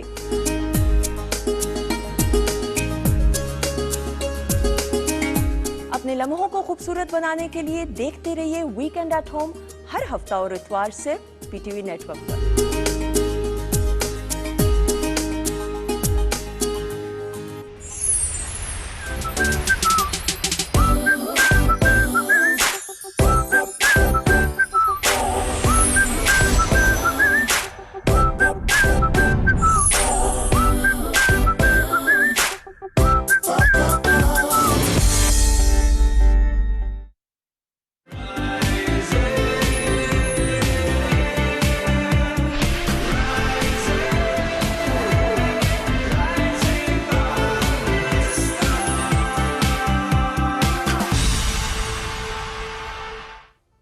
Welcome back. राइजिंग पाकिस्तान में एक बार फिर कहते हैं खुश आमदीद। जब हम डाइट की बात करते हैं तो फौरन से जो माइंड में चीज़ आती है वो होता है कि अच्छा आपने खाना कम कर दिया, शायद कैलोरी डेफिसिट की तरफ आप चले गए हैं। डिपेंड करता है आपका गोल क्या है, बट जनरली डाइट को जो मैं अंडरस्टैंड करता हूँ, जो कि मुझे लगता है करना चाहिए, वो है कि एक हेल्दी डाइट होनी चाहिए ताकि आप हेल्दी महसूस करें और आपकी स्ट्रेंथ पे उसका कोई इम्पैक्ट ना हो। ये मैटर शायद इतना नहीं करता कि आपका वजन कितना गिर रहा है या कितना बढ़ रहा है, आप कितने एक्टिव हैं, कितने हेल्दी हैं, अंदर से कितने स्ट्रांग हैं, ये ज़्यादा मैटर कर रहा होता है। क्योंकि जब हम डाइट के पर्सपेक्टिव में जाते हैं, हम बहुत सी चीज़ें अपनी डाइट से निकाल देते हैं and then we start feeling weak actually. अच्छा, मैं तो लोगों को भूख हड़तालें करते हुए देख रही होती हूँ कि हमने वजन कम करना है और ऐसी डाइटिंग हो रही होती है ना कि क्रैश डाइट्स क्रैश हो जाते हैं आप। नहीं, लिटरली कई घंटे, और उसके बाद जब उनकी हालत होती है कि हाथ कांप रहे होते हैं और फेंट होने लगते हैं, बीपी लो हो जाता है, तो उस टाइम पे ज़ाहिर है इतना खा लेते हैं और वो वजन तो कम पता नहीं हो जाता होगा कुछ लोगों का जो कि थोड़ा ही खा रहे होते हैं उसके बाद, लेकिन ऑनेस्टली जो लोगों के हालात देखे हैं बहुत खराब होते हैं। इतनी देर भूखा रहने के बाद जब ढेर सारा आप खाते हो तो कोई फर्क नहीं पड़ता, कोई फर्क नहीं पड़ रहा होता। लेकिन कुछ लोग कुछ लोग इतने ढीठ होते हैं, टू बी वेरी ऑनेस्ट, मैं आपको लिटरली ये बात बता रही हूँ कि वो तब भी इतना सा ही खाते हैं। वो ऐसे फाके कर रहे होते हैं कि मैं हैरान होती हूँ कि ये इतने से खाने के साथ वो जिंदा किस तरीके से, और कोई बैलेंस डाइट नहीं होती है। देन कहते हैं हमारे बाल गिर गए, हमारी स्किन खराब होगी, हमारे से बहुत सारे मसाइल हो गए। एनी हाउ, आजकल ये वाला जो मौसम है इसमें हम कहते हैं ना ज्यादा गर्मी में हमसे खाया नहीं जाता, फिर हम कहते हैं सर्दियों में हम बहुत ज्यादा मीठा खा रहे होते हैं। ये वाला जो मौसम होता है बड़ा अजीब सा मौसम होता है। कभी आपको भूख ज्यादा लग रही है, कभी आपको भूख कम लग रही है, उसके बाद जो खाने हम खा रहे हैं हमें लगता है कि अच्छा, बहुत सारे लोग कहते हैं अच्छा हमें नौजिया हो रहा है, कुछ लोग कहते हैं हमने इतना सा खाया, हमें लगता है हमने इतना ज्यादा खा लिया है। ब्लोटिंग के इश्यूज काफी ज्यादा लोगों को आ रहे होते हैं, हेल्थ कॉम्प्लिकेशंस सामने आ रही होती हैं। तो हमने सोचा कि मॉनसून डाइट, ये बड़ी अच्छी एक टर्म है जो कि ज़ैनब गोंदल ने हमें इंट्रोड्यूस किया है, और आज उन्होंने कहा कि मैं इस बारे में जरूर बात करना चाहूंगी कि जो मॉनसून डाइट है वो क्या होनी चाहिए हम सबकी, किस तरह से हम हेल्दी रह सकते हैं। तो हमारे साथ मौजूद है न्यूट्रिशनिस्ट ज़ैनब। अस्सलाम वालेकुम, कैसी हैं ज़ैनब? अल्हम्दुलिल्लाह, मैं बिल्कुल ठीक ठाक। ग्रेट, माशाल्लाह। मॉनसून डाइट क्या होनी चाहिए? मॉनसून डाइट बेसिकली हमें पहले टर्म को समझना चाहिए कि ये है क्या। ठीक है। पाकिस्तान में जैसे जैसे वेदर्स चेंज होते हैं हमारी डाइट भी बदलती जाती है। जैसे गर्मी आती है हम लोग अपने खाने जो हैं वो ज़रा सप्रेस कर लेते हैं और अपनी जो ड्रिंक्स होती हैं, चाहे वो जूसेस हों, मिल्क शेक्स हों, उनको बढ़ा देते हैं, जिसकी वजह से हमारा प्रोटीन इंटेक भी कम हो जाता है और हमारे न्यूट्रिएंट्स जो हैं वो भी डेफिशिएंट होने शुरू हो जाते हैं। जैसे ही मानसून आता है इसमें हमारी बॉडी की एक बड़ी ट्रांजिशन होती है, जिसको अंग्रेज ने कहा था आज से बहुत साल पहले कि खून पानी एक हो जाता है या खून पसीना एक हो जाता है। बॉडी को वो अंडरस्टैंड नहीं कर पाती कि आपकी बॉडी ने किस तरह से काम करना है, और उसने ये भी कहा कि बॉडी जो है वो डिसीजन मेकिंग की पावर में बड़ी लो हो जाती है। उसको ये समझ नहीं आती कि उसने क्या डिसीजन ठीक करना है, क्या गलत करना है। And that's completely right. आप ये समझें कि हम लोग डेली जो प्रोसेस कर रहे हैं आजकल में, उसमें कभी हमें गर्मी लग रही होती है, कभी हम बहुत ज्यादा सफोकेटेड फील कर रहे होते हैं, और अगर हम इंडोर्स एसीज में भी रहते हैं स्टिल हमें सर्दी वाली साइड भी होती है, गर्मी वाली। सही बात है। बॉडी इतनी ट्रांजिशन से गुजरती है, तो अगर हम उसको प्रॉपर डाइट नहीं देते तो हमारी बॉडी जो है वो न्यूट्रिएंट्स को लैक करती है। और सबसे बड़ी चीज ये है कि इस सीजन में आपकी इम्यूनिटी बहुत ज्यादा वीक होती है, आपको बीमारियां बहुत ज्यादा अटैक करती है। आप देखें अपने इर्द गिर्द डायरिया जो है वो हर दूसरा बंदा कंप्लेन कर रहा होता है कि मुझे डायरिया के इश्यूज हैं, मेरे स्टमक एक है, मेरे सर में दर्द है, मुझे जो है ना बहुत ज़्यादा फ्लू है, गला ख़राब है। हम फ्लू और गला ख़राब की बात हमेशा पहले सर्दियों में करते थे, लेकिन फ्यू ईयर्स से अब हम देख रहे हैं कि मानसून में आके ये बड़े मसाइल लोगों में आ रहे हैं। तो उसका सिंपल सॉल्यूशंस हैं, अगर हम छोटे छोटी चेंजेस अपनी डाइट में करें, जैसे विटामिन सी का इंटेक हम बढ़ा दें तो हमारी इम्यूनिटी बहुत ज़्यादा बूस्ट हो जाती है। विटामिन सी बढ़ाने से आपकी गट हेल्थ बेहतर होती है, आप खाने जो है वो बहुत अच्छे खा सकते हो। अब सप्लीमेंट्स की तरफ जब भी हम विटामिन्स की बात कर रहे होते हैं ना, लोग सप्लीमेंट्स की तरफ जा रहे होते हैं, बिकॉज शॉर्टकट होता है कि एक सप्लीमेंट लिया, गोली खाई और या साशे मिलाया और काम खत्म हो गया।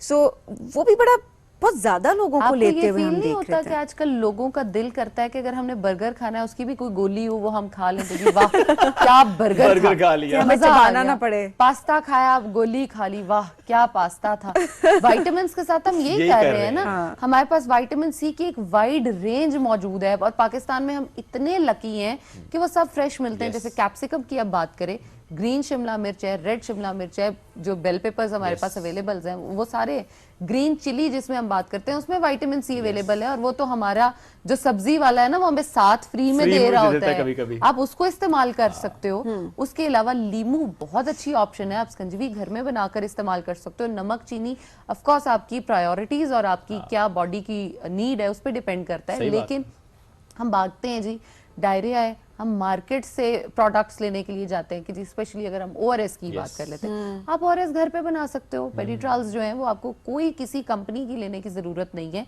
आप सिंपल क्या करो, 4 चम्मच चीनी डालो, 1 चम्मच नमक डालो और 2 लीमू आप एक जग में बनाओ, आपका जो नींबू पानी रेडी है, या आप उसको इस्तेमाल करो। हम जो है ना इजी और क्विक वेज की तरफ जाते हैं, हम हेल्दी वेज की तरफ नहीं आते। बिल्कुल। और अब अगर लीमू की मैं बात कर ही रही हूँ तो लीमू के सिर्फ रस जो उसका जूस होता है उसमें विटामिन सी नहीं होता, बल्कि जो उसका छिलका होता है उसके अंदर बड़ा अच्छा विटामिन सी तो हम यूज ही नहीं कर रहे होते, फेंक देते हैं। अच्छा, हम उससे बड़े जबरदस्त स्किन टोनर्स इवन बना सकते हैं। हम इतने महंगे विटामिन सी के सीरम्स और टोनर्स मार्केट से खरीद रहे होते हैं। आप सिंपल आप लेमन का पील लो या लेमन जेस्ट ले लो, उसको पानी के अंदर जो है वो बॉईल करने के लिए रखो, लेकिन ऊपर से लिड दे के करेंगे, क्योंकि विटामिन सी को अगर हम बॉईल करें या पकाएं तो वो इवेपोरेट होता है। सही। तो ऊपर से कवर करके रखना है और उसके बाद 5 मिनट्स आप उसको कुक करो, उतार दो, उसके अंदर बाद में थोड़ी सी ग्लिसरीन डाल दो और आप उसको डेली स्किन पे अप्लाई करो। आपके जो टोनर्स हैं वो अमेजिंग रेडी है, मेगे प्रोडक्ट से बेहतरीन। वाह, ये अच्छा आपने बताया कि यूज कैसे करना है। ये नहीं करना कि डायरेक्ट आपने लीमू लगा लिया, डायरेक्ट विटामिन सी बहुत डैमेज करेगा, हार्श होता है ना कुछ लोगों की स्किन के लिए। पर आपकी एब्जॉर्बेंट इस तरह से स्किन होती भी नहीं है, आपको ये समझना पड़ेगा हमारी। अच्छा, ये कॉन्सेप्ट मैं लोगों को बताना चाहती हूँ, गोरे की स्किन में और पाकिस्तानी स्किन में, एशियन स्किन टोन में एक फर्क है। आप अमेरिकन या कनेडियन या यूरोपियन स्किन की प्रोडक्ट्स अगर इस्तेमाल करते हो या वो रिसर्चेस पढ़ के अपने पे अप्लाई कर लेते हो तो हर रिसर्च आपके लिए नहीं है, खराब हो जाएगा काम। Exactly.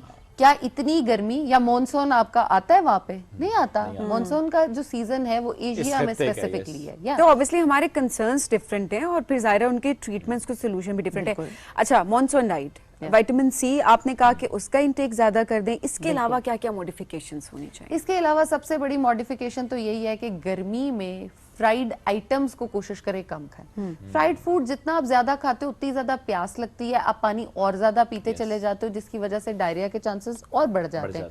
On the other hand बारिशें ज्यादा हो रही होती हैं, लोगों को प्यास बिल्कुल नहीं लग रही होती और वो पानी का इंटेक बिल्कुल छोड़ देते हैं। जब आप पानी का इंटेक खत्म कर देते हो तो आपकी बॉडी ऑफ कोर्स डिहाइड्रेट होना शुरू हो जाती है और मसाइल जो है वो स्टार्ट हो जाते हैं।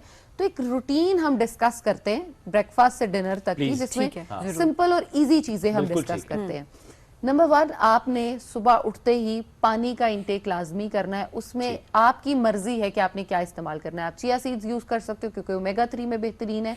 अगर आप डायबिटिक हो तो आप उसमें दालचीनी का इस्तेमाल कर सकते हो।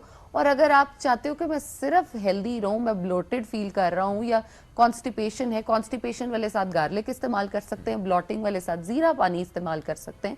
नाश्ता जो है उसमें ओट्स होने चाहिए, आपकी रोटी होनी चाहिए।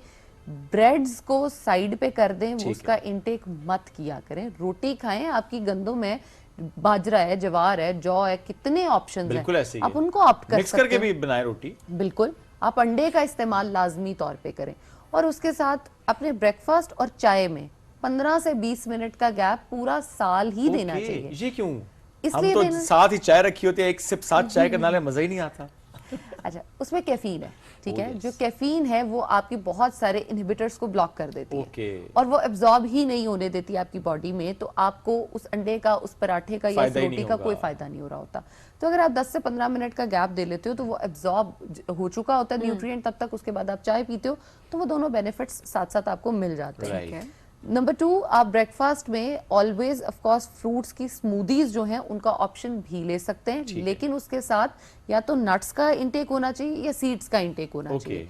इसलिए क्योंकि प्रोटीन अगर आप नहीं लोगे तो आपको बहुत ज्यादा भूख लग रही होगी। ब्रेकफास्ट का ऑप्शन जो है वो यही है कि आपने अपना फास्ट ब्रेक करना है और अगर आपने फास्ट ब्रेक अच्छे से नहीं किया तो आप सारा दिन क्रेव करोगे और वही आप वाली बात, पूरा दिन आपने भूख हड़ताल की, रात को आपने बैठ के पूरा बुफे बारबेक्यू पार्टी कर ली।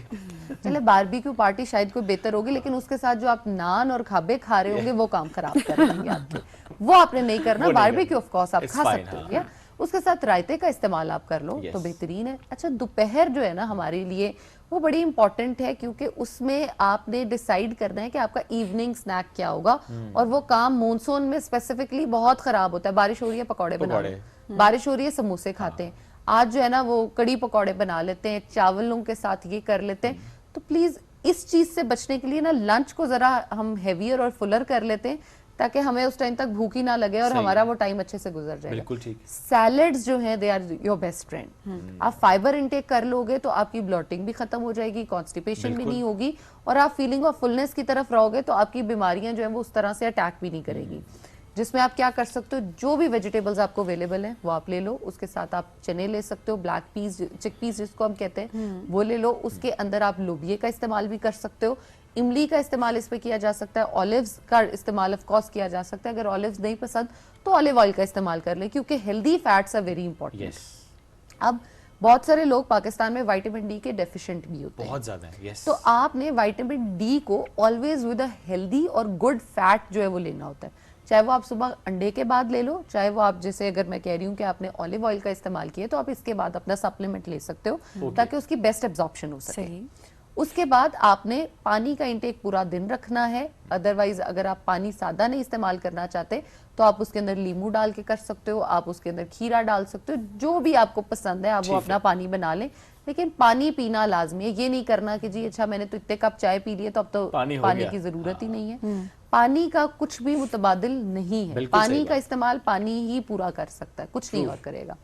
अब शाम में काम खराब होता है, जैसे मैंने पहले भी कहा, पकौड़े समोसे और बड़ी क्रेविंग है, तो उसमें हम ये कर सकते हैं कि आप अपनी एक रूटीन जब सेट कर लेते हो ना, टाइम फिक्स कर लें, 4 बजे, 5 बजे, 5:30, 6 बजे, कि अपने माइंड को बताएं कि इस टाइम पे जी मैंने ग्रीन टी पीनी है, या मैंने ब्लैक टी पीनी है, या मैंने आइस टीज जो है आजकल बड़ी वो इजी है बनानी, आप घर पे बना सकते हो। आइस टीज जो बाहर मिलती है ना वो जरा चीनी के साथ बन रही होती है, तो आप घर पे बना सकते हैं। जो बाहर बनती है उसका भी तरीका बता देती हूँ ताकि आप ऑल्टरनेट उसका घर पे बना लो। बाहर जो बनती है वो ये होती है, कोई भी फ्रूट को चीनी के साथ जो है वो पकाया जाता है, उसका सिरप सॉर्ट ऑफ बनाया जाता है ताकि वो थोड़ा सा ना वो हो जाए, गुई टाइप हो जाए, ताकि ईजी हो आपको कंज्यूम करने में। उसके बाद अलग से ब्लैक जो है वो पत्ती का कावा बनाया जाता है और उसको मिक्स कर दिया जाता है और उसमें बर्फ डलती है, या दैट्स इट।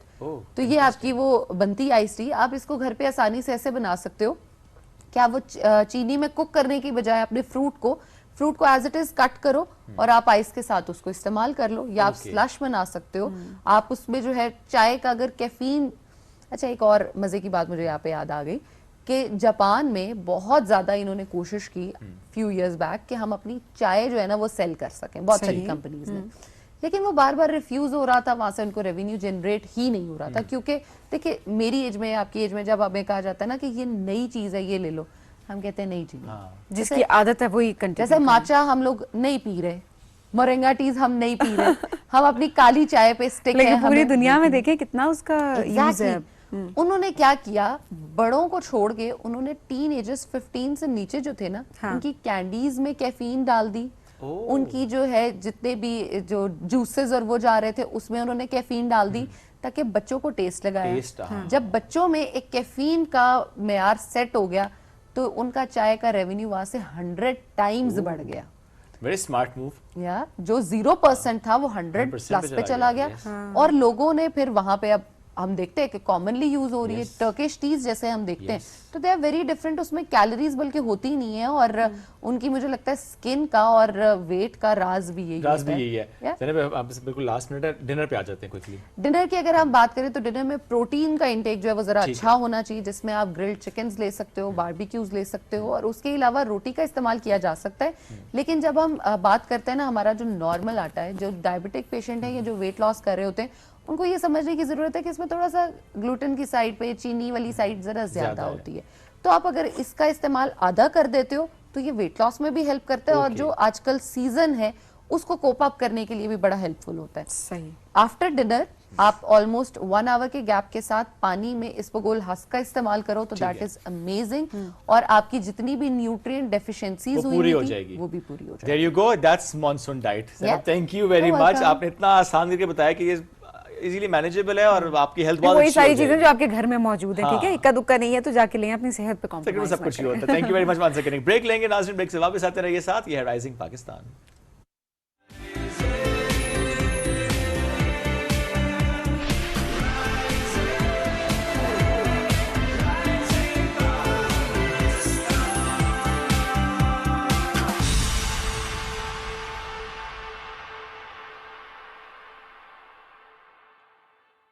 सेंसिटिविटी की वजह से लोग अपनी आदतें बदल देते हैं, लेकिन ये इस बात का हल नहीं है। Use the right product, new and improve Sensodyne rapid action. 60 seconds में सेंसिटिविटी से आराम देता है। मैं रेकमेंड करती हूँ Sensodyne rapid action because it works.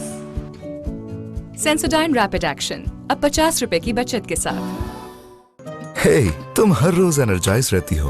Good job. इतना ही आसान होता है अपना रोज का dose that has vitamin C, B6, D3 और जरूरी कैल्शियम। गेट योर रोज का डोज। गिव योर बेस्ट हर रोज। New and improve Sensodyne rapid action 60 seconds में सेंसिटिविटी से आराम देता है। मैं रेकमेंड करती हूँ Sensodyne rapid action because it works. Sensodyne rapid action अब 50 रुपए की बचत के साथ। ढूंढ कर भी ना मिलेगी ऐसी आसानी। New and improve Sensodyne rapid action 60 seconds में सेंसिटिविटी से आराम देता है। मैं रेकमेंड करती हूँ Sensodyne rapid action because it works. Sensodyne rapid action अब 50 रुपए की बचत के साथ। बाबा और उसके खिलाफ अगर आइंदा कोई जाल बिछाने की कोशिश की तो तुम्हारा वो हशर करूंगा कि तुम मुझसे जिंदगी की भीख मांगोगे। हम दोनों भाई इन खंजरों की धार की तरह तेज हो गए हैं, दुश्मन को आसानी से काट सकते हैं। अब लड़ाई नागुज़ीर है।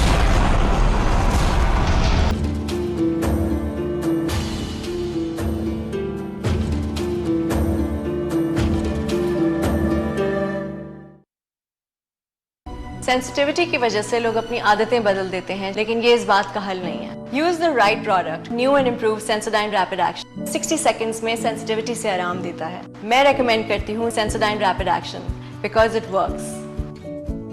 सेंसोडाइन रैपिड एक्शन अब 50 रुपए की बचत के साथ।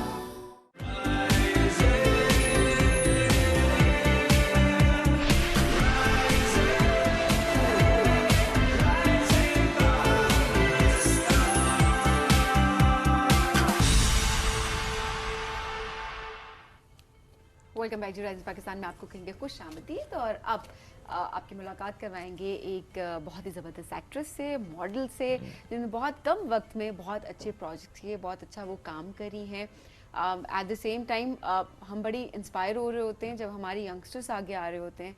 और हम कहते हैं ना, जब लोग हमें कह रहे होते हैं, अक्सर हम सोशल मीडिया पे जब भी देख रहे होते हैं हमारे कुछ सीनियर एक्टर्स या हमारे अच्छे एक्टर्स, और वाकई बड़ा अच्छा उनका काम होता है, बिल्कुल। वो भी अगर सामने आता है तो लोगों की तरफ से कमेंट्स आ रहे होते हैं, नए चेहरे लाए हैं, हमें नए लोग चाहिए, हमें इस इंडस्ट्री में नए लोग अच्छी बात है कि नए लोग आ रहे हैं, जगह बना रहे हैं, फ्रेश लोग आ रहे होते हैं, तो लोगों को भी एक चेंज देखने को मिलता है, कुछ डिफरेंट होता है। वरना एक चैनल चेंज करो, वही साहब किसी और रोल में, वही साहब किसी और रोल में, वही साहब किसी और रोल में, वही खातून एक और रोल, एक और बंदा कहता है मैं किधर जाऊं। ये हमारी फिल्म्स के साथ भी हो रहा है, लेकिन ठीक है, काम हो रहा है, ये एक अच्छी बात है। वो काम वो सब अच्छा कर रहे हैं और अच्छी बात है, लेकिन एट द सेम टाइम नए लोगों के लिए अपॉर्चुनिटीज बहुत इंपॉर्टेंट है।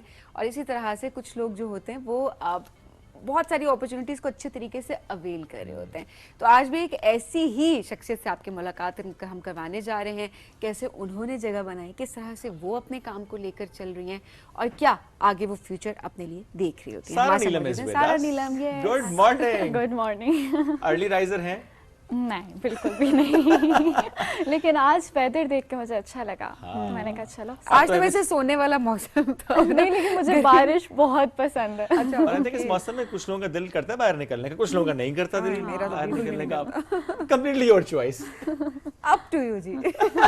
आप तो है भी इस्लामाबाद बेस्ड, अब तो इस्लामाबाद में खासा काम हो रहा है, प्रोजेक्ट इस्लामाबाद बेस्ड काफी बिल्कुल भी नहीं हो रहा। अभी भी मेरा स्टार्ट जो मैंने लिया था वो कराची से लिया था और अभी भी कराची में कर रही हूँ। इस्लामाबाद में कुछ भी नहीं है। मैं कहती हूँ इस्लामाबाद वालों प्लीज कुछ ले आओ, क्योंकि कराची तो काफी प्रोडक्शन हाउसेस यहाँ पे वो है, लेकिन वो कराची से ही एक्टर्स को बुलाते हैं। जितने बड़े कास्ट है वो सिर्फ कराची से आते हैं। इस्लामाबाद में हो रहा है, लेकिन अभी तक वो जो एक्टर्स हैं वो कराची से आ रहे हैं। और जो स्पोर्टिंग और आप समझे सेकंड लीड, थर्ड लीड, वो इस्लामाबाद ले रहे हैं। क्या वजह आपको नजर आती है? क्या नए आने वालों पे ट्रस्ट नहीं किया जा रहा होता, खुद वो कॉन्फिडेंट नहीं है कि पहले वालों ने ग्रुप ऐसे बनाया, पहले वालों की ग्रुपिंग ऐसी हुई है, लेट्स बी ऑनेस्ट। नहीं, इस वजह से मुझे जहाँ तक लगता है वो इस वजह से नहीं लिया जाता क्योंकि हमारे यहाँ पे ना एक्सेंट का बहुत इशू है। जब आप पंजाब के होते हो या आप यहाँ के होते हो, या तो आप बहुत ज़्यादा बर्गर बन जाते हो या आपके अंदर एक पंजाबी टच होता है। मैं जब शुरू में गई थी तो मुझे भी यही था कि मैंने स्टार्ट ही वहाँ से लिया था, यहाँ पे कुछ भी नहीं था। तो वहाँ पे यही होता था कि डायरेक्टर्स ऑन सेट बोलते थे कि पंजाबी एक्सेंट है, चेंज करो। तो उसको लेके मुझे लगता है एक तो ये चीज़ है, दूसरा यहाँ पे जो कराची से स्टार्ट लेते हैं उनका बजट अच्छा होता है, यहाँ पे बजट उस तरह नहीं है, वहाँ पे कुछ प्रोडक्शन हाउस ज्यादा कम पहले कराची में लोग शिफ्ट हो गए, तमाम एक्टर्स अब वहीं पे रहते हैं और ज़रा बजट भी तय हो चुका होता है। वो सारे एक्टर्स भी तो बहुत सारों को हम जानते हैं, वो यहाँ से गए लेकिन उनका वहाँ पे बजट ज्यादा हो गया है, तो अब वो ये लोग कहते हैं कि चलो हमें अगर अच्छा प्रोजेक्ट दे रहे हो तो बजट बढ़ाओ, लेकिन यहाँ का इतना नहीं है, प्रोडक्शन हाउसेज अभी स्टार्टअप हैं तो वो बजट लेकिन इस तरह सर आपने एक बात की ना, वो जो आपने भी फेस किया, बहुत से लोग फेस करते हैं। जब मैं भी यहाँ से कराची शिफ्ट हुआ, मैंने 5-6 साल वहाँ पे काम किया, तो इनिशियली मुझे भी ये सुनने को मिला, अच्छा बहुत लहजा पंजाबी है आपका, आपके लफ्ज ऐसे आप अदा करते हैं। सो मुझे ये लगता है कि नहीं है, मैं अभी आप सारा, मैं आपको भी सुन रही हूँ, नहीं लग रहा शायद वो काम बहुत चेंज हुआ है, बहुत चेंज हुआ है। नहीं, मेरा पॉइंट इज कि चलो नहीं भी चेंज होता सबीन किसी का, why are we not accepting that? I mean, diversity है ना, किसी का लहजा पंजाबी होगा, किसी का बलोची होगा, किसी का गिलगित का होगा, किसी का कश्मीर का होगा, इट्स नॉर्मल। हम क्यों ये करते हैं कि हमें एक स्पेसिफिक लहजा चाहिए, हमें एक स्पेसिफिक अंदाज चाहिए आपका, हमें आई मीन समटाइम्स तो हमें स्पेसिफिक गेटअप भी चाहिए। लेट्स बी ऑनेस्ट कि ये हम लोगों ने बना दिया है कि आप ऐसा दिखें, हेयर कट ऐसा होना चाहिए। टू बी वेरी ऑनेस्ट, यहाँ पे यही हो रहा है कि मुझे जहाँ तक लगता है यही है कि मीडिया में या जो भी है सोशल मीडिया इवन के, हमारे जो जितने भी ड्रामास इंडस्ट्रीज हैं वो लेकर आती हैं ऐसे लोगों को जिनकी एक वीडियो वायरल होती है। Very true. मैं टू बी वेरी ऑनेस्ट, यहाँ पे वो चीज़ नहीं है कि आप टैलेंटेड हो, आपका लहजा, जब उनको काम नहीं देना होता वो आपके ऐसे वीक पॉइंट पे हाथ रखते हैं जो आप सोच रहे होते हो घर पे बैठ के वो वाकई मुझ में है, ओके वाकई मुझ में है, तो वो ये उनकी गेम है और कुछ भी नहीं ये भी बड़ा इंपॉर्टेंट पॉइंट, वैलिड है, बहुत वैलिड पॉइंट है कि हमें देखते हैं किसी की इंस्टाग्राम की फॉलोइंग डिसाइड कर रही होती है कि उसे प्रोजेक्ट में काम मिलेगा। कोई यूट्यूबर है, कोई टिकटॉक पे है, कोई कंटेंट क्रिएटर है, चूंकि उसने बहुत अच्छा काम कर लिया, वो मशहूर हो चुका है, ऑन बेसिस ऑफ दैट आपने उसे काम दे दिया। वहाँ पे वो अवॉइड कर लेते हैं, चाहे वो लाहौरी एक्सेंट हो, चाहे वो गिलगिती हो, वहाँ पे कहते हैं यार इसकी फैन फॉलोइंग बहुत ज्यादा है। आप ये बता दें आजकल क्या फॉलोइंग क्या रियल है सबकी? आप उनके लाइक्स देखिए 100 लाइक्स होंगे, फॉलोइंग चेक करें 2 लाख। अच्छा चलिए लेट्स टॉक अबाउट दिस कि चलो समटाइम्स फॉलोइंग भी ऑर्गेनिक होती है। माय पॉइंट इज कि उसने वो नहीं पढ़ा, उसका वो एक्सपीरियंस नहीं है, उसने थिएटर फॉर एग्जांपल, थिएटर से भी लोग आ रहे होते हैं, उसका वो एक्सपीरियंस नहीं है। बट एट द सेम मैं ये नहीं कहता कि बहुत से लोग हैं जिन्होंने बहुत अच्छा काम भी किया है, जो कि कंटेंट क्रिएशन से डायरेक्टली आए हैं और उन्होंने बहुत अच्छा काम भी किया है, क्योंकि उनके अंदर ही टैलेंट था, उनके अंदर वो एक्टिंग की एक नेचुरल चीज थी और उन्होंने वो करके दिखाया, बिकॉज वो कंटेंट क्रिएशन में तो एक्टिंग ही हो रही होती है समहाउ। बट हाँ, ये फॉलोइंग डिसाइड नहीं करनी चाहिए ना कि उसे लीड रोल मिलेगा। काफी लोग अच्छा काम नहीं भी कर रहे, हाँ नहीं भी कर रहे, लेकिन वो हैं टू बी, ये वाकई है जो नहीं अच्छा काम करे। हमारे मीडिया इंडस्ट्री का क्या है, एक लड़की की वीडियो वायरल हुई, उसने ड्रामा उस पर इतनी मेहनत करेंगे ना, इतनी मेहनत, बेटा ऐसे लाइन बोलो, ऐसे लाइन बोलो, जो दूसरी बैठी होगी जिसको एक्टिंग आती होगी उसको कहेंगे यार ये कहाँ से ले आए हो, इसका एक्सेंट देखो, और उस पे एक अगर उसको ड्रामा देंगे ना, फिर हर फेसेस वही फेस हर चैनल पे आ रहा होगा, चाहे वो ग्रीन हो, चाहे वो पीटीवी होम हो, चाहे वो कोई भी हो, सॉरी, बट यहाँ पे वही होते हैं कि एक फेस को लीड मिल रहा होगा और आप सोच रहे हो तो इसमें ऐसा क्या है, डिस्क्रिमिनेशन हो रही होती है सेट पे, फिर हो रही होती है। नाम लिए बगैर जरा डिस्कस करते हैं ना, कोई ऐसा वाकया जो आपके साथ हुआ हो?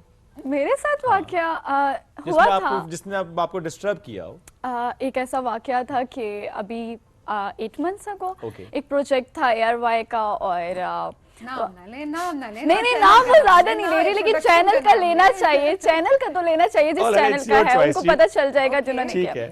तो हुआ सीन ये कि वहाँ पे गए और वहाँ पे एक लड़की आई हुई थी, लीड पे ही थी, और अब ये नाम लेना कौन थी ये नहीं बता सकती, मेरे पास मेरी पहले भी बहुत कंट्रोवर्सी हो चुकी है तो मैं नहीं चाहती। अच्छा, हो चुकी है कंट्रोवर्सी? हो चुकी है ऑलरेडी।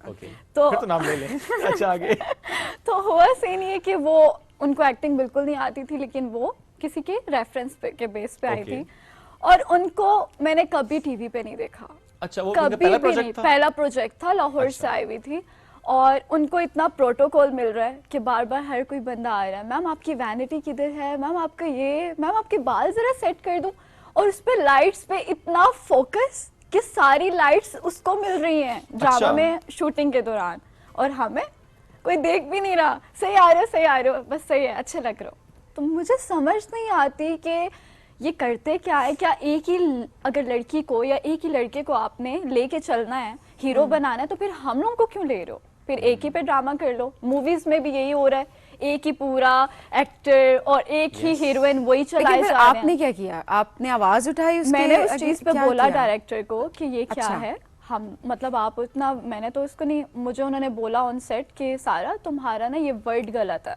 मैंने कोई लाइन बोली, उन्होंने मुझे बोला कि तुम्हारा ये एक्सेंट गलत है, दोबारा बोलो गुस्से में।